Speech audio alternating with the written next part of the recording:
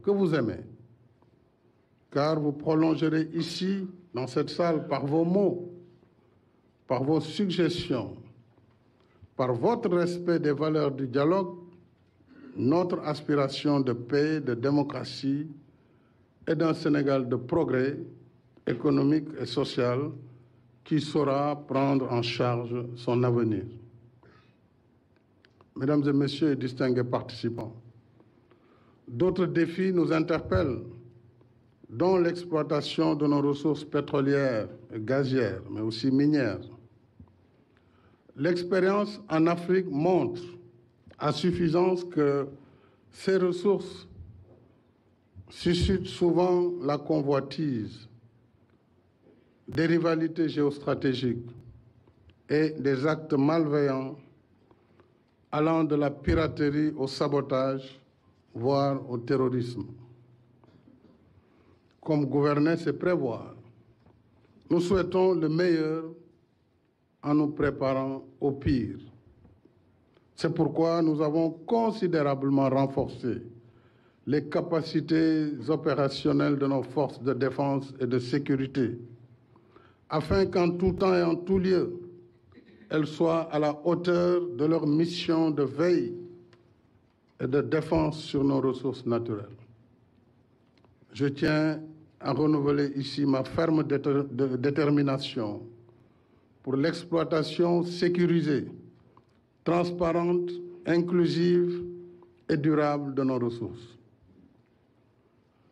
Ainsi, selon les dispositions de la Constitution issue du référendum de mars 2016, les ressources naturelles appartiennent au peuple. Elles sont utilisées pour l'amélioration de ses conditions de vie. L'exploitation et la gestion des ressources naturelles doivent se faire dans la transparence et de façon à générer une croissance économique, à promouvoir le bien-être de la population en général et à être écologiquement durable. Fin de citation.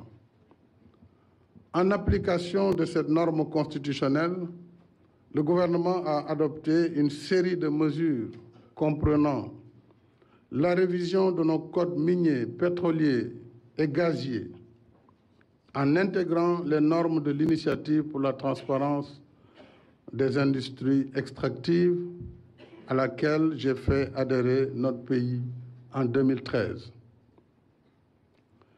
Les lois sur le partage des recettes issues de l'exploitation future des hydrocarbures entre les générations actuelles et futures et sur le contenu local pour soutenir la participation du secteur privé national à l'exploitation de nos ressources naturelles.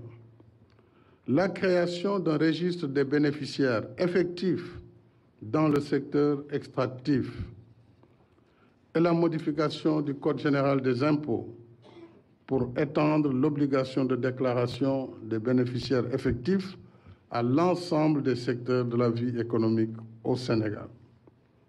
Au demeurant, nos efforts en matière de gestion transparente des ressources extractives ont été reconnus par l'ITIE. Je ne reviendrai pas ici sur les excellentes appréciations dans l'évaluation d'octobre 2021 du Conseil d'administration de l'ITIE sur le Sénégal. Dans la même dynamique, nous avons mis en place en 2016 le Comité d'orientation stratégique du pétrole et du gaz, COS-Pétrogaz, chargé de conseiller le président de la République et le gouvernement sur toutes les questions liées aux filières pétrolières et gazières.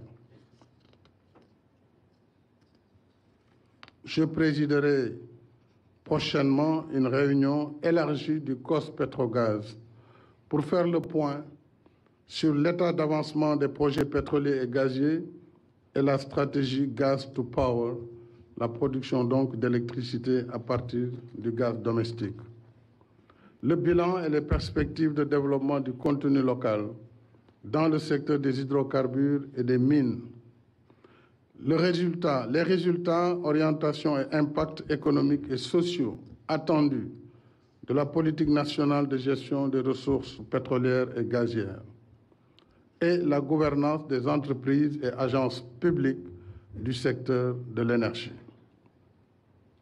Je voudrais rappeler que nous avons créé en 2017 l'Institut national du pétrole et du gaz et l'INPG a formé à ce jour 78 ingénieurs et techniciens déjà opérationnels. Notre objectif est d'élargir le spectre des formations pour intégrer d'autres corps de métier, y compris des juristes hautement qualifiés dans ce domaine complexe, parce que si nous voulons maîtriser au mieux l'exploitation de nos ressources, il nous faut disposer d'un capital humain diversifié et de qualité.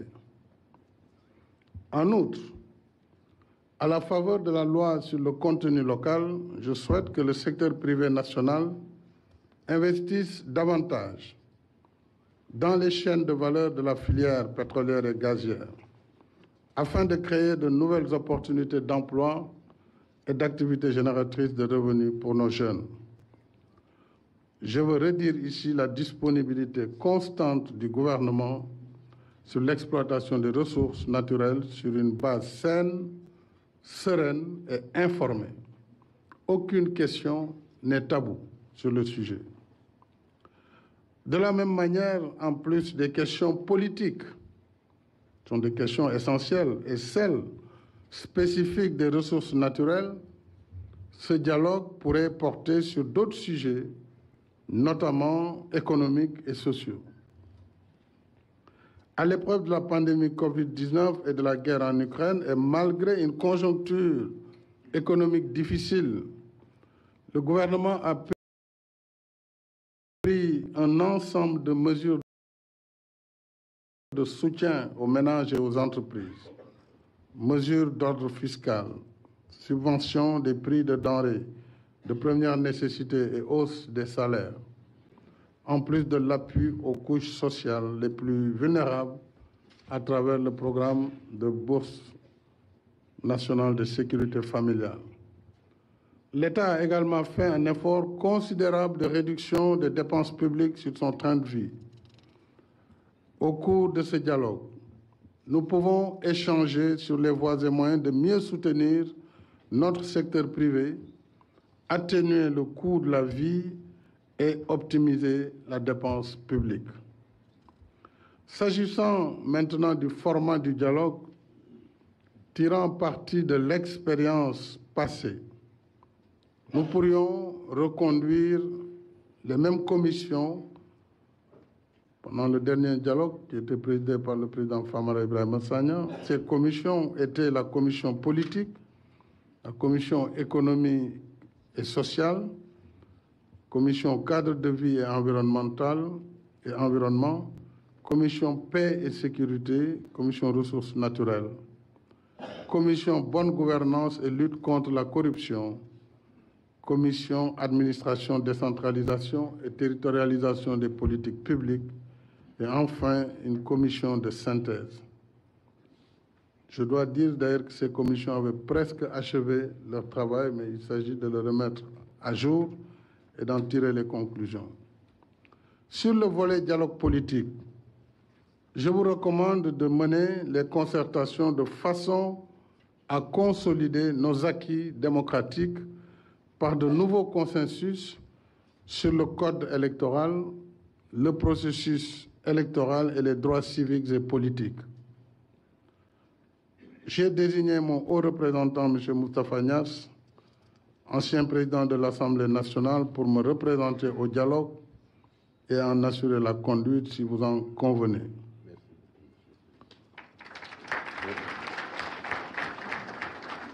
S'agissant de la structuration du dialogue, je souhaite qu'elle soit inclusive en intégrant au bloc composé de la majorité présidentielle, de l'opposition et des non-alignés, les représentants des guides religieux et coutumiers, ainsi que ceux de la société civile.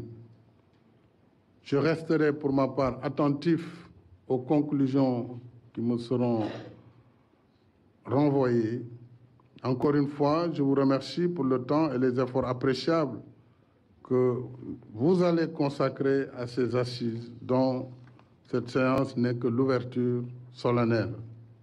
C'est une grande cause, plus grande que chacun de nous, parce qu'elle est nationale.